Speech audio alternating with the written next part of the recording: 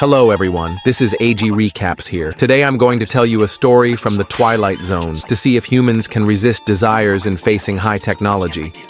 Philip arrives in a small town to refuel. Naughty Rollie jumps out of the car and goes after the girl's cat. The cat gets scared and runs away. Then the girl pulls out a strange device. She pushes a button on Rollie. Next thing you know, Rollie disappears into thin air. Philip catches up with her. He asked her what she did to his dog. The girl put the box away, said she didn't see any dog. Leave me alone! I'm not gonna leave you alone till you tell me what you did to my dog! Then she ran back to the house. Soon her father came out, accusing Philip of scaring his daughter. But Philip insisted it was the girl's fault. She's the one who lost the dog. The father said he must have been mistaken, so they decided to look around the house. Then he went to the side of the house. Seeing that Philip wasn't following him, he also pulled out a tiny box and pushed a button into the empty lot. And Rollie appeared in front of him in one piece. He ran happily back to Philip. The girl's father said he found Rollie in the backyard. Philip asked what the girl had in her hand. The father looked puzzled. It's just an ordinary radio, and he told Philip to get out of there. So Philip and Rollie get in the car. Then he went to a hotel to rest. He goes in, but strangely,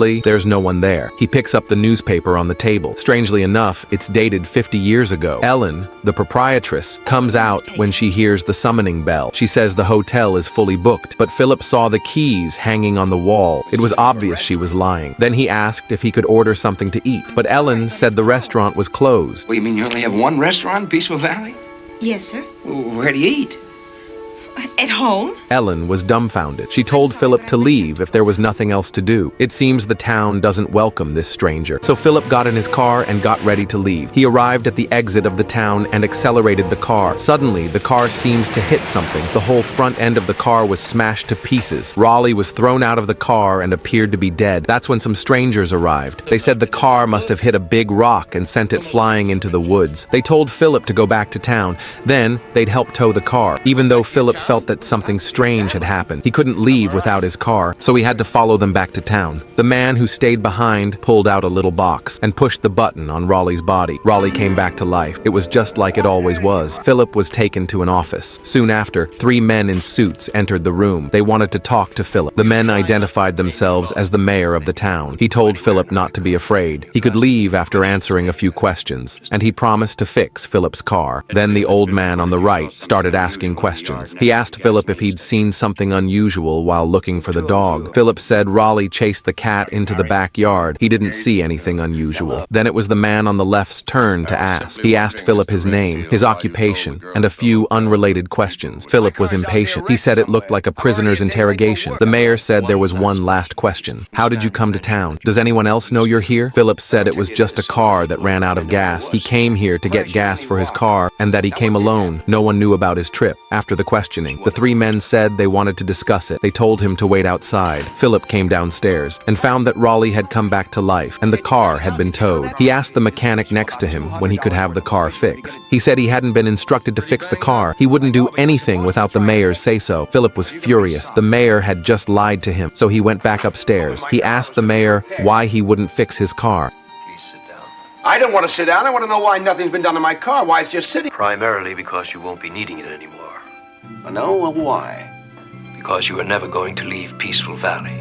Philip was furious. He forced himself to leave. They surrounded him and blocked his way, and when they got into a fight, then the mayor pulls out the box. He pressed the button on Philip, and Philip disappeared. He pressed the button again on the chair. Philip reappeared in the chair. The mayor explained to the surprised Philip. He had just disassembled and reassembled his body. This has always been the secret of the village 100 years ago. A genius physicist was born in this village. He spent his life inventing this device. It breaks up objects in atomic form and stores them in a tiny box, and then put them back together in the same order, in order to prevent it from falling into the wrong hands. The residents of this village have kept it a secret. Seeing that Philip was still confused, the mayor decided to give him a demonstration. He brought a sharp knife and stabbed his companion in the heart. He died instantly. Then he took out the tiny box, and he shined it at him. The blood flowed back into the wound, and then he came back to life. It was as if nothing had happened. The mayor said that, through subsequent improvements, they've developed even bigger machines. And then they printed the arrangement of atoms on these cards. Just put the card in the machine. The machine recognizes the sequence and produces the specified item. As the mayor pushes the button, a plate of sandwiches appears on the tray. The mayor hands the sandwich to Philip. He said the food would be just like the usual. The invention was kept secret, and only one copy of all the equations were kept. Back in the office, Philip began to think about his situation. He said that this amazing machine should be publicized for the benefit of mankind. Diseases, resource shortages, and food problems would be eliminated. But the mayor said it was impossible. The world wasn't ready for this technology. After Einstein's equations of intelligence were made public, but it was used to create weapons of destruction. The mayor says now that Philip knows the secret. There are only two choices. He could either be killed or he could stay forever. There didn't seem to be any harm in staying. And in order to survive, he had to make a compromise. From then on, Philip was housed in the village's hotel. Alan created a cozy room for him, and whatever material needs he had can be produced by that machine. After Alan left, Philip heard Rollie barking in the yard. He came out of the house and sees Rollie lying in a strange position in the yard. Philip goes up to check it out. There seems to be a wall of air in the yard. He couldn't get any further than that. It must be the machine again. Looks like he's being held captive. He grabs a shovel and smashed it against the wall of air. The shovel is smashed to pieces. The air wall was not damaged, and so he began his life in the village. Alan took care of him. Not long after, they grew to love each other. Philip said he didn't want to be locked up forever. He kept telling Ellen about the outside world, and that made her long for it. One day, after Ellen left, Philip sat on the porch, staring. Rollie suddenly ran out into the street. This time, there was no air wall. Philip went up to try it. He was finally free to move. He finds his car. It turns out Alan was waiting for him.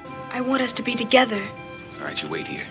He went to the mayor's office and took out a drawing. He put it in the machine and pushed the button, creates a gun for himself. He puts it in his pocket, and just as he was about to go back for the drawing, the alarm went off. Just as he was about to leave, the mayor came in with his men. He told Philip not to do anything, but he didn't hesitate to shoot all three of them. Then he ran out, got in his car. He took Aaron with him and drove off. He drives to the exit of the village. This time, he slowed down, but this time, the wall of air is gone. The car made it through. He pulls up and tells Aaron that he's killed the mayor and the others.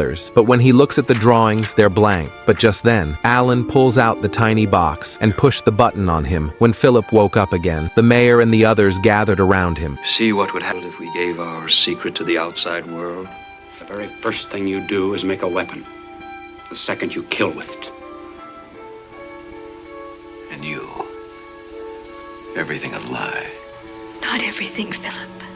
The mayor said the reason why Alan was helping was that she wanted to prove Philip was a good man, but she was wrong. And the mayor never wanted to kill him. It was just a test. If the outside world can use this technology peacefully, they might make it available to the public. Apparently, the outsider failed the test. Then the man took out a device and pointed it at Philip. They erased Philip's memories of the village. He was back at the gas station just like the day he came out of town. Rollie looked again at the cat in the distance and didn't go after it. Philip felt a sense of deja vu around him, but he couldn't figure out why. Anything wrong? No, but I saw somebody I knew, that's all.